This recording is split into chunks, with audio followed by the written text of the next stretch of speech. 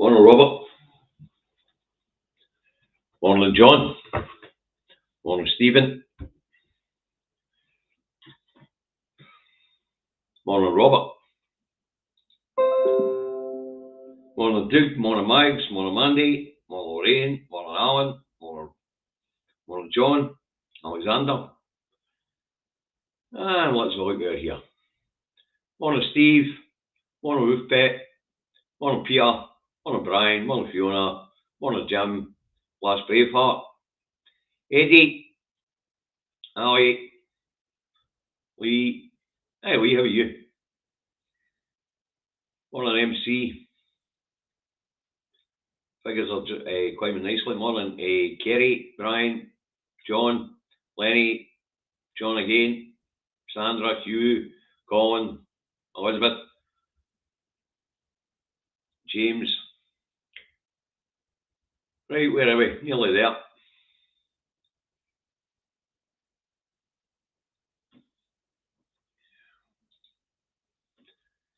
Thanks for that, John. All goes to the pot. Thank you very much. Morning, Melanie, Linda. Right, where are we? Right, we're nearly up to the 100. We are up to the 100 mark, so let's get this broadcast underway. Andy Truck Davey, out the truck, Nat Coleman is off. And apparently, a lot of you take offence to the fact I'm in my office now. I work in the evenings now, folks. I do a broadcast during the day. I don't do a broadcast in the evening. So you're not going to see me in a large vehicle for the time being until maybe I change my job again. Still a truck driver. Still drive large vehicles.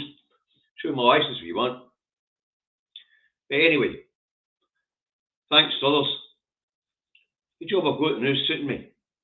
So, you know, if you want me to drop the Andy Truck Davey bit a little bit, the handle was given to me by a friend, a treasured friend, so I think I'll just hold on to it if you don't mind. Anyway, let's get this broadcast underway. It's Andy Truck Davey at the truck, not home in his office, in Salisbury, North Lanarkshire, where it's overcast and 9 degrees, really quite warm. That's the weather forecast for Salisbury, North Lanarkshire. If you want to know what the weather's like where you are, look out your own bloody window. Okay, right, this is a news review for the 1st of the 2nd, 2023 from the colony of Scotland. The Wednesday started with a mixed bag in the rags. Hey, you know, now what's interesting about the paper review is I pick up a paper review for the Pravda.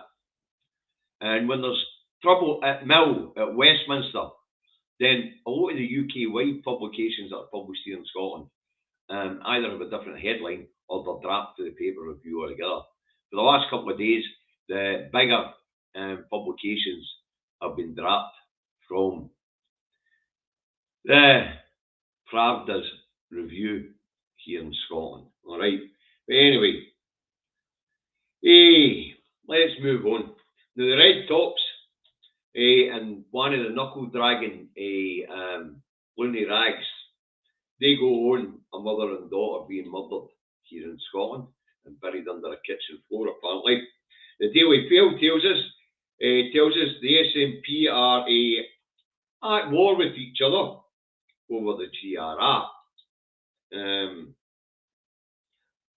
Not that I'm aware, but I dare say there's discontent in the party from certain sections on the GRR. But when we look at polling in the party on the GRR, it was universally popular. And across the Parliament, across the public, it's been the same. To say I don't really get it. But I mean, it's just another lever to stick in the crack, isn't it? The Tory graph tells us there's nothing in the GRR bill to stop predatory men or predators if you taking advantage of gender recognition certificates. or there's a Davy says here, sexual offences amongst transgender people are no any higher or any lower than the rest of the population. And predators are predators. They don't need a certificate to do what they're doing. This argument is nonsense. Absolute nonsense.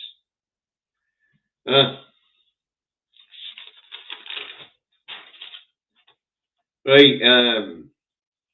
Now the eye tells us that the Tories are demanding Sunak cuts taxes. Now this is another bollock story. Why is it another bollock story? The Tories have got no reason to cut taxes. The Tories don't pay taxes. That's what the President Who has all about. Tories no paying taxes. Oof. The Daily Record tells us our kids are violent animals. Police youth violence figures don't back that up. But it seems to be ongoing. We're being told that our young people are violent thugs and that there's a crime epidemic being committed by these kids. Can't say I've witnessed it myself. And I live in quite a young, vibrant village. A lot of young people here. Don't suppose it's any different than any other settlement across Scotland. You get the odd troublemaker. And there's always been punch-up between school kids. You know, but apparently our youths are ripping the streets up and causing a savvy and run the savvy. But with a couple of incidents, I think. One in Dundee and one in Kirkcaldy. Mental. Right, the National tells us the Pravda / BBC will not report fairly on Scottish issues and will continue Scotland crap, Westminster good stories. Nobody's really surprised about that. This was the BBC's impartiality a review here in Scotland. What came up was that they can't fairly report on Scottish issues because they would need to then tell us that Scotland's public services and Scotland in general is faring much better than the rest of the UK. That can't be allowed. So it has to be Scotland too wee, too poor, too stupid and crap at everything, and Westminster good. Simple as that. I mean, yesterday's A&E figures were out. When they were bad figures, they were being trumpeted like hell. Tuesday's A&E figures were out. When they were bad figures, they were being trumpeted like hell. Figures are back to better than what they were in England pre-pandemic. So, no longer a story, or one's worth shoving. You know. So, the BBC, through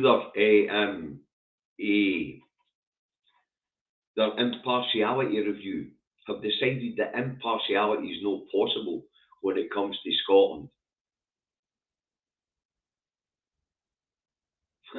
So it's official. The Pravda are biased, and they're going to remain biased. And that's the outcome of their internal report. You couldn't make this stuff up.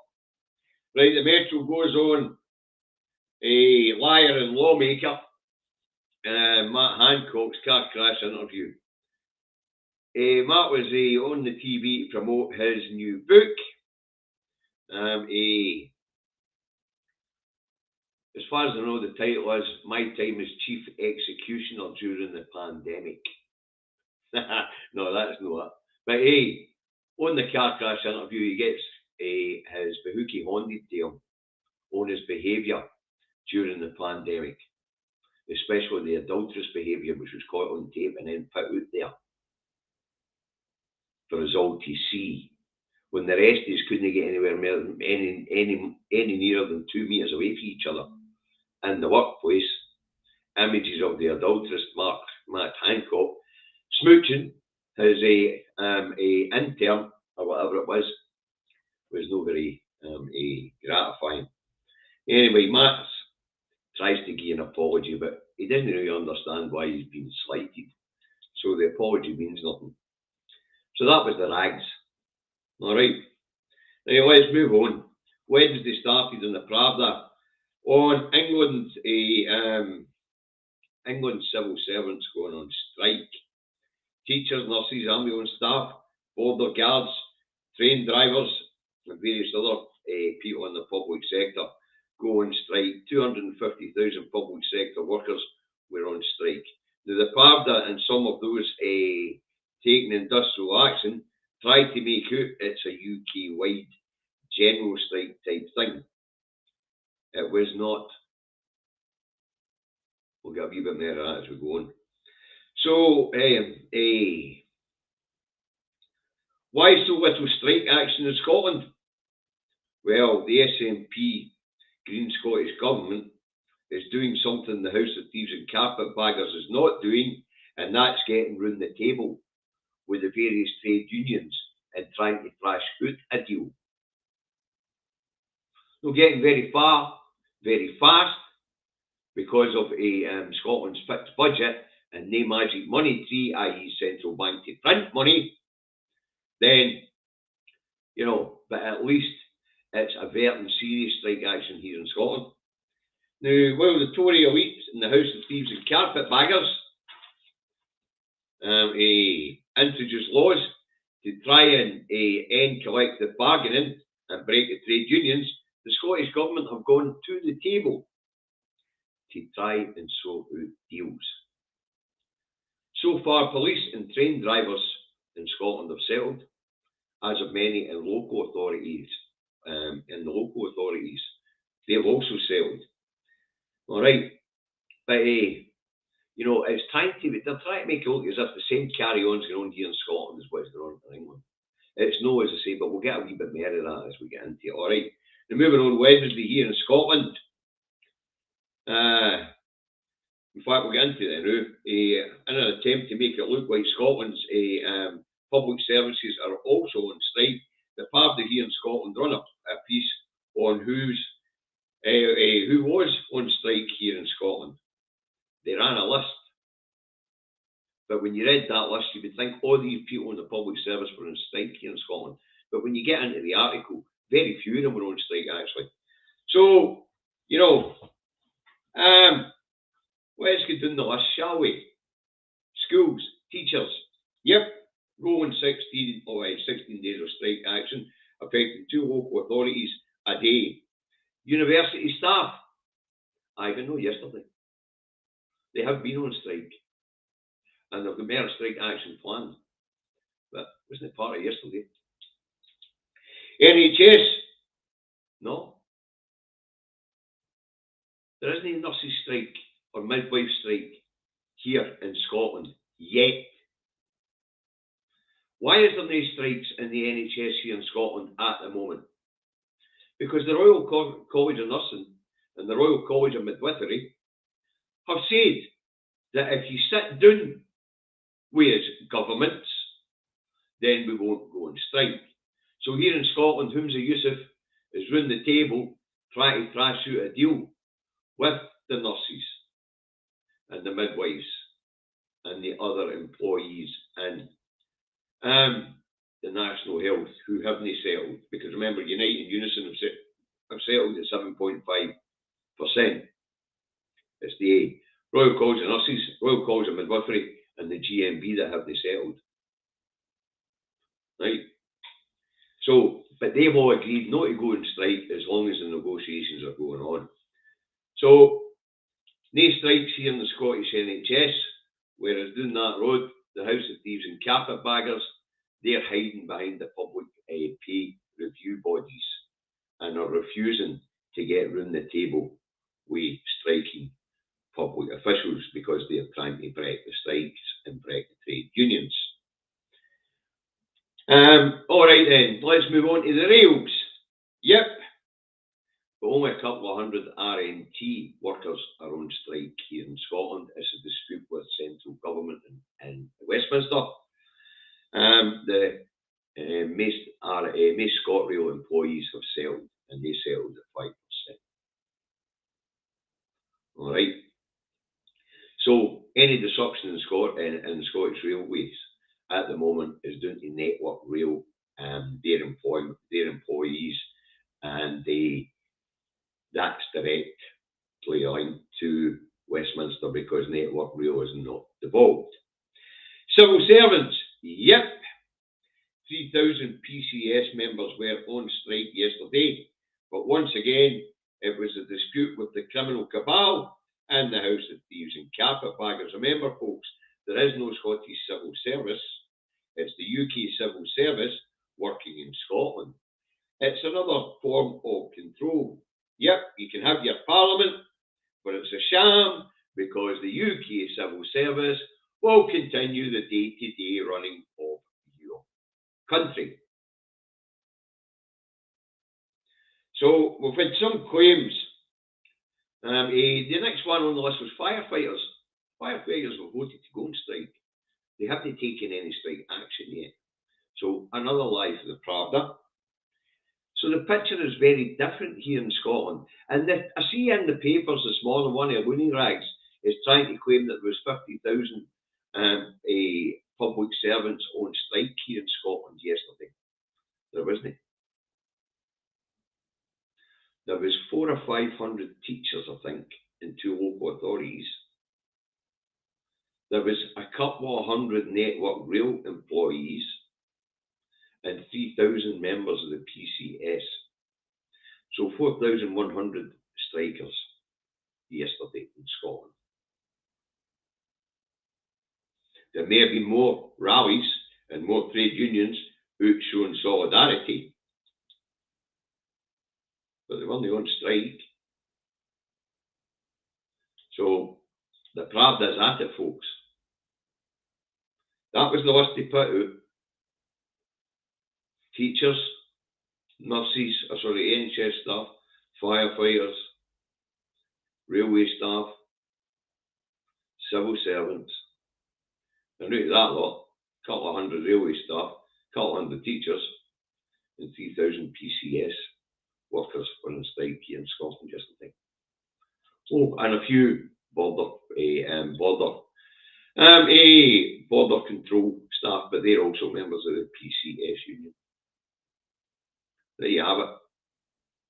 That's what you call propaganda, folks. Right, let's move on. Moving on Wednesday, and on to the mainstream media's coverage of the strikes. Oof, what a disgrace it was. And it was the usual stuff. TV outlets interviewed trade union leaders, and right across the board, they tried to demonise the strikers and the trade union leaders. All right, Richard Medley told firefighters they shouldn't be allowed to strike by law. They shouldn't be allowed to strike by law. Richard Medley says that their frontline, a lifeline, they're a lifeline service, like the police, and shouldn't be allowed to go on strike. The fireman's a trade union leader says, well, you rang there. Right across the world, firemen don't have the same obligations on them as a police and military personnel. And we're entitled to have trade unions, we're entitled to unionise, and we're entitled democratically to withdraw our labour. It was the same right across the board. Teachers, trade union leaders were told you're depriving our children of an education. PCS border control workers who were on strike were blamed for immigration and the swarms or the invasion, as that mob in that road call it, of people coming across the channel in small boats. Folks, if you're not aware of this, the reason why there are so many people now coming across the channel in small boats who were not coming across prior to Brexit and leaving the EU, it's because of Brexit and leaving the EU. And if you're scratching your head at that one, let Davey explain it. Prior to leaving the EU, when people came across the channel in small boats, they were picked up, got a health check, were overnighted, and then were put back on buses and on ferries to take them back to the safe European country they came from. Now that we've left the EU, the arrangement to return them to the safe European country where they first landed in mainland Europe is over. So prior to leaving the EU, they weren't bothered coming because they knew that when they came across in a wee boat, they'd be stuck back in a bus, back in a ferry, and taken back to where they came from in Europe. Now they're coming across in droves because that deal doesn't exist anymore. And they're not being sent back to Europe. So it's worth them taking the risk to cross that channel because they now know that they won't be put on buses and ferries and taken back to the first European country or their point of entry into the EU. So there you go, they're a Brexit bonus for you.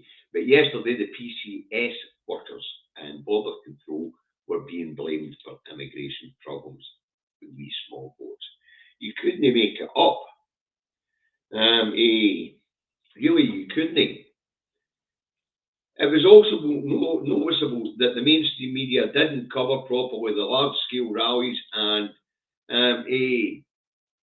picket lines that were going on across England and Wales.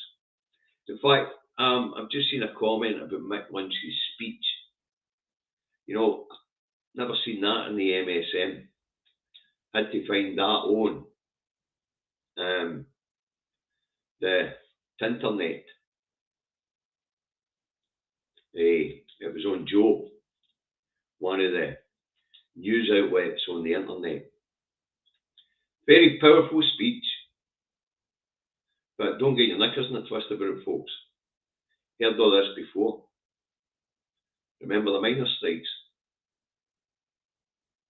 And Maggie didn't introduce legislation for minimum service. These strikes will only be effective until that law hits the statute. And it was said the only way it will stay effective after that law hits the statute is if the trade unions and the workforce break that law repeatedly. But great speech. We shall not be beaten. Workers taking back control. You heard that all before. You heard that all before. Got to be that far away from a general strike in the 80s and the TUC backed off. Nobody's calling for a general strike at the moment. The TUC have fired a couple of shots across the bows, but nobody's calling for it at the moment. Starmer doesn't back the strikes at all. So the coverage yesterday in the mainstream media tells you what's wrong with broken Britain, as they're calling it. This broken, disjointed union.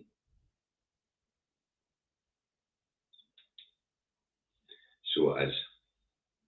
The Pravda, instead of taking the side of the people and reporting truth to power, are telling the people that the public servants that are our lifeline services are disrupting our lives. That's what's wrong with the mainstream media here. Why is that wrong? Why is it like that with the mainstream media? Well, the corrupt state and the Conservative Party own the media. And the media is a joke. That's why I do this programme. Right, moving on Wednesday. And the lunchtime rolls around and the Punch and Judy show gets underway down that road. Oof, it was another day of schoolboy stuff. Huh? What it was you're a bully, right? And the return was you have no principles. Then it was get round the table, sort out these strikes, and the return was you support the strikes. You're disrupting hard-working people. We support hard-working people. And then all this bollocks about fastest growing economy, lowest unemployment, poverty at an all-time low. If there was an award for telling lies, Sunak would have got it yesterday. And then after that, then comes the personal insults. After the, you've no policy, you won't support our policy. My dad's bigger than your dad. Then it moves on to the personal insults. You know, you're a tax dodging swine. Your party's a bully. That was Prime Minister's questions for you. And of course, next up, Stephen Flynn.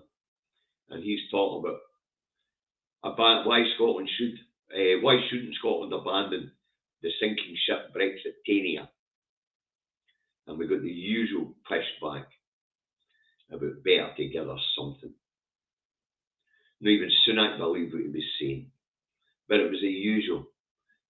Working for everybody in the UK. Working for nobody in the UK. They haven't done nothing except for destroy the economy since they got into power 13 years ago. Destroyed public services, destroyed the economy, ripped off the public purse. That's what Tories do. And the Tories are the epitome of the establishment, the state. They are the state. And the state's only interested in one thing, and that's protecting its bloody self. Maintaining the status quo. Those with power staying in power. The plebs staying in the factories, generating tax revenue for them to steal and put in offshore tax havens. And I see they've found Michelle Mone. Her yacht's parked up in Spain. Somebody went along and put a on the side of her boat. What was it again?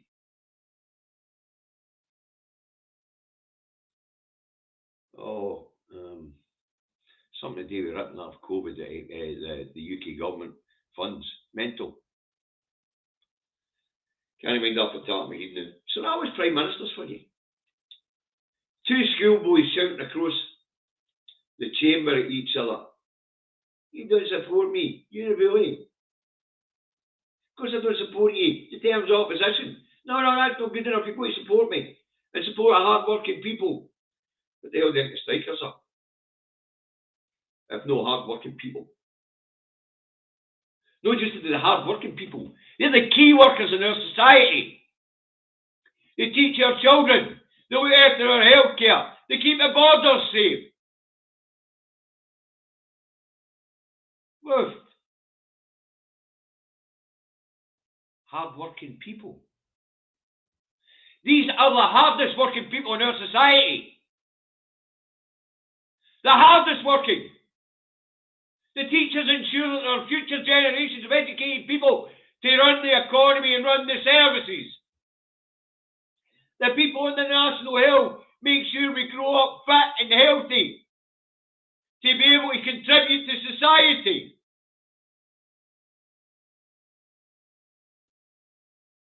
Am I going mad? Is it only me that sees this stuff? That was it. Scottish Independence 2023. This is what they put on the side of Michelle Mone's boat as she went over the hill with 29 million quid of her money stuffed in her back pocket. Pandemic profiteer. Am I the only guy that sees this stuff? The way the mainstream media is behaving, the way the state's behaving, the way the Tory elite are behaving, and the way the plebs are sucking it up. Buttercups. Wow. Mental.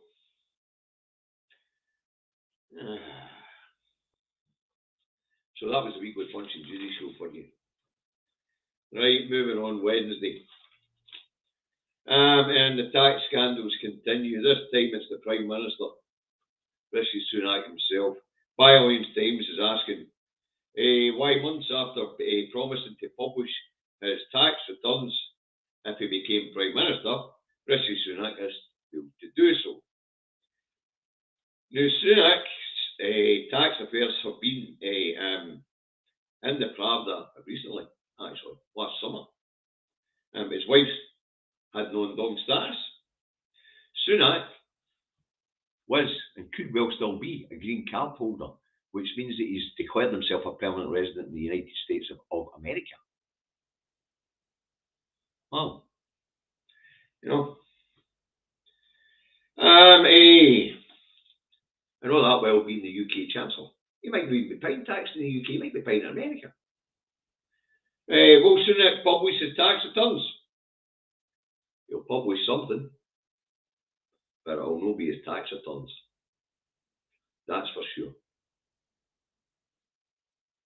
We also know that Sunak has been benefiting from an offshore trust to the tune of a good few quid. That was on the papers last year in October, actually.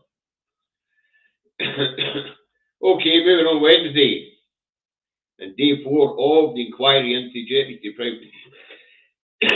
Sorry, start again. Okay, moving on Wednesday and day 4 of the inquiry into Deputy Prime Minister Dominic Raab's bullying allegations. All right, things are not looking good for Raab, with Tory MSPs saying he'll be the next big hitter to be shown the door. Very likely, but he'll not be the last. But there is a Davy says here. Davy says it's this current crop of crap that are disguising themselves as politicians, but they're actually a criminal cabal, are big hitters, and we really do need to leave the UK fast. Really fast. Sorry, Sandra, forgive you. Somebody sent me a message saying they'd unfriended me by mistake. Right, so if they're the current crop of big hitters, because there's not a big hitter amongst them, they're all bloody minnows. You know, then the people in England and Wales are up shite street without a paddle. Why? Well, let's face it, people in Northern Ireland and Scotland ultimately have exit doors.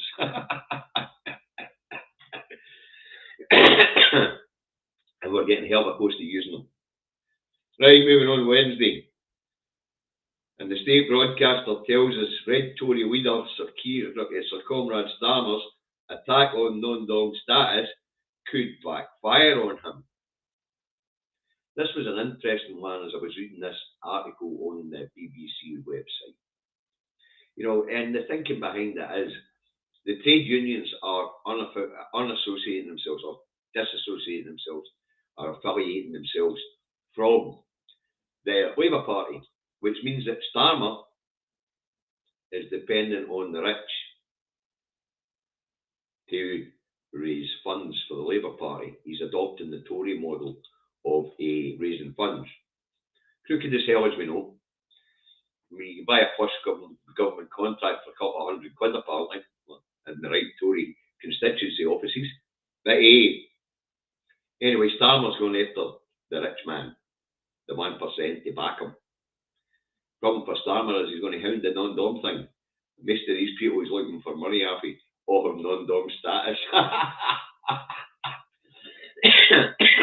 So it could well be that the Labour Party run out of funds when they run up to the next election if they can hold out, if the Tory Party can hold out. You've got to remember there was a mass exodus from the Tory Party of grassroots members from the Labour Party, the Red Tory Party, when Keir Starmer took over. So they're not dragging in that much in membership fee. The trade unions have stopped giving them fees and all. So this hounding non-doms could bite Starmer in the bahookie apparently, according to the Pravda. I thought that one was quite funny, it was worth a mention. Right, moving on Wednesday. And another day of another day of talks over the NI protocols. Now, early on in the day, it looked as if the UK and the EU were about to agree on the European Court of Justice being the final arbitrator on trade matters and trade disputes within Northern Ireland. By the end of the day, the ERG, the European Reform Group within the Conservative Party, had stamped their wee feet, and so UK-EU negotiators took a step back again. Now, the tragic thing about this is the DUP who are not the biggest political party in Northern Ireland anymore, are holding the people of Northern Ireland to ransom. A bit like the Unionists here in Scotland are holding the people in Scotland to ransom and all, who are a second referendum. They're a minority, but they're directing the majority. But, say in Northern Ireland it's different. What's interesting about that is the majority of people in Northern Ireland want the protocols implemented in full. Thank you, Scottish Independence 2023. Give you an update on the total. I'll tell you about the total we've managed to raise so far as tomorrow. And by Christ, we're going to need it for what's coming. Food price inflation, by the way, is now at 16.7%. But where were we?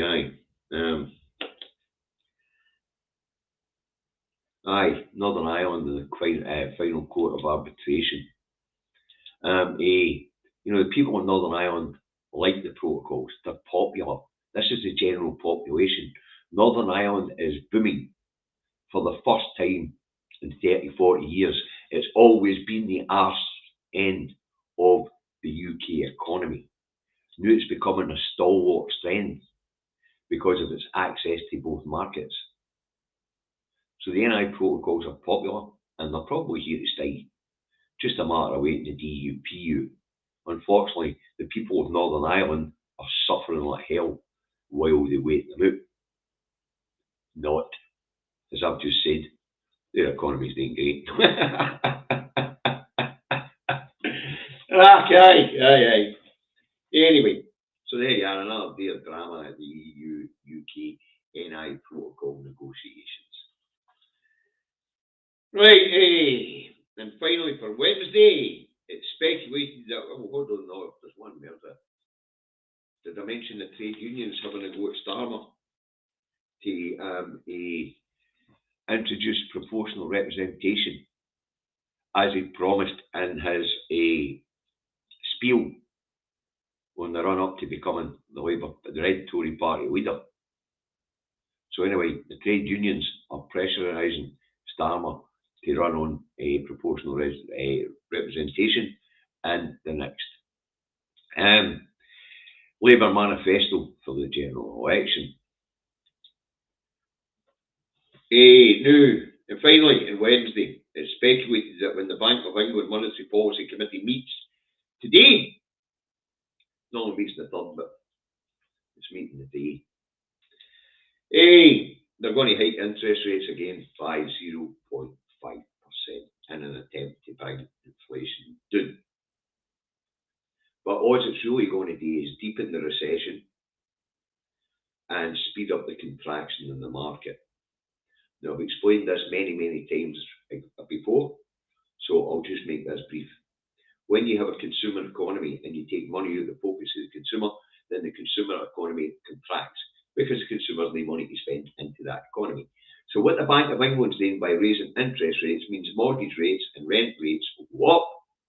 Means they're taking more money out of the consumer pockets, giving it freely to the banks for no effort whatsoever. Here, banks, there's a gift of 4 billion quid. While taking 4 billion quid straight out of the economy, making me Mrs. McGomford. Let's be a laugh, meaning the kids get on bed, don't get fed as well, and she doesn't go out and buy the new carpet, new washing machine, new whatever it is that drives the economy. So Bank of England does stupid thing at stupid time is the headline for today. Okie dokie. And we'll find out about that in exactly 6 minutes' time. So that's what I've got for you this morning. I hope you found it interesting. I hope you found it informative. Let's rattle through the papers because I'm going to go and fix it up and take it for a medical. Right, Scotland's papers, hide and seek killer and a Baxter's jersey mystery. Oh, Jesus Christ. Apparently, the mother and daughter who were murdered, the daughter was died during the game of hide and seek. I don't know how you do that. So, let's have a look at this. Let's get some serious stuff. The Eye says Liz Truss comeback ignites fears of new Tory civil war. Wow, didn't know they'd finished the last one. That just seems to be fractionalising at a faster rate, rapid rate of knots. Right, the Metro has, now it really hurts with the hell. And that is multi-billion pound cost to the economy as strike action grows. So now it's the strikers' fault that the economy is suffering. It's not the government, it's no Brexit, it's the strikers. Right, and the Scottish Daily Mail has less talk and more action to stop the strikes, and that's aimed at the Scottish Government. But as we know, the Scottish Government, and they say that 50,000 workers joined a day of action across Scotland yesterday. As far as I can tell you, didn't they? The National has PM mocked for claiming Brexit's not hunting pockets. MPs can only laugh at Sunak's attempt at denial, and it was pretty horrible to see. You know, he blamed the Ukraine war, and the energy crisis. Their answer, the Daily Echo goes on, that's not Slim Jim's shirt. So it's a football story about Jim Baxter, I think. Jersey from 1967. McTeer's auction house is selling it, but two other people say that they've got the shirt, so they can't sell it. They want the sale halted, alright. The Scottish Daily Mail goes on, scandal of the missing Scots sex criminals. They're actually, these are people who are on the sex offenders register, who are already out in society, who haven't been showing up to register at the register, and who have disappeared into the sunset. The Mail's trying to blame that on the Scottish Government, but once they're out there in the public, even though they're on the sex offenders register, what is it they're supposed to do? Tag them. People have human rights, you know. The Herald says, worried teachers say toxic positivity leads to bullying and fails pupils. Toxic positivity. So there you are. We're not to tell the little buggers they're nice people. We're to tell them they're wee brats. Because we don't want toxic positivity. Because it leads to bullying and failing, apparently. The Scotsman has firms demand deposit return plan. Firms warn deposit return plan is in last chance saloon. Firms can say what they want. So legislation is passed and the scheme's put into place, they'll operate it. If they don't, they'll get fined. The Times has British gas breaks into homes of vulnerable. And this is another story on people being forced onto prepay meters. The Telegraph has RAF faces crisis over drive for diversity. Drive for diversity. The RAF's in crisis because they've got no bloody planes. Simple as that. Right, what's the star vote for us today? Let's hope we'll get a star. We haven't had a laugh in the last couple of days. Oh, here we go. The Daily Star of Scotland has trial told top killed in game of hide and seek. Jury hears claims against murder accused. So it's a tragic story of a young lady and her daughter who were murdered and buried under a kitchen floor. So that's the papers for you folks. Hope you found it interesting. Hope you found it informative. FMQs will be on the minute. I'll say, but I want to watch it on a view back later. So remember, folks, support the independent media, support Broadcasting Scotland, Independence Live, and the Live Radio. Caldon Media, Trues Radio, the iScot Magazine, National Newspaper, support independent bloggers. I want to thank everybody who's sent a super sticker or bought a super chat today. As you know, the money goes to food banks, so it will be going to food banks. And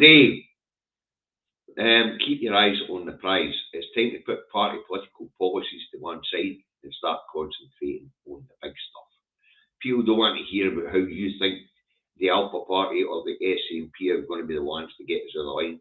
People want to talk about things like borders, international trade, currency, central banks, that sort of thing.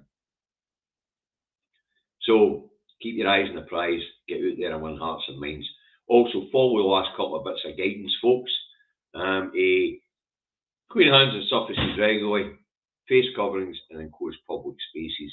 Now, if we want to get through this NHS crisis faster, then the face covering and closed public spaces, if you've got a cough, a cold, is good advice. Alright. So, that's it for the day. We're back tomorrow at 8 o'clock again. Look after yourselves. Have a nice day.